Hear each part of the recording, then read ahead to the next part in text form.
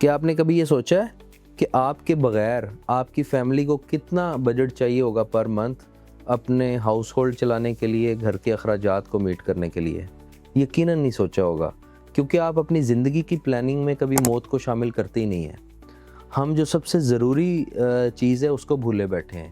تو میں آپ کو اسی لیے ہر دفعہ انکریج کرتا ہوں کہ پلیز آپ اس چیز کو شامل کیا کریں، اور یہ سوچا کریں کہ اللہ نہ کرے اگر چلتی ہوئی گاڑی رک گئی اچانک تو آپ کی فیملی کو کہاں سے سپورٹ ہوگی۔ تو میں آپ کو انکریج کروں گا کہ آپ اپنی انکم کو گارنٹیڈ کرنے کے لیے ایک لائف انشورنس پلان ضرور لیں، تاکہ خدا نہ خواستہ اگر آپ کی انکم سٹاپ ہو تو اتنی انکم آپ کی فیملی کو ضرور ملتی رہے، جس سے وہ اپنے گھر کے اخراجات پورے کر سکیں اور کسی کے آگے ہاتھ نہ پھیلانے پڑ جائیں۔ تو اس لیے اچھا پلان لینے کے لیے یا تو میرے دیے گئے نمبر پہ رابطہ کر لیں، اور یا پھر آپ اپنے فائنینشیل ایڈوائزر کو کال کریں، وہ آپ کو بتائے گا کہ آپ کی فیملی کے لیے کون سا پلان سوٹیبل رہے گا۔ Thank you.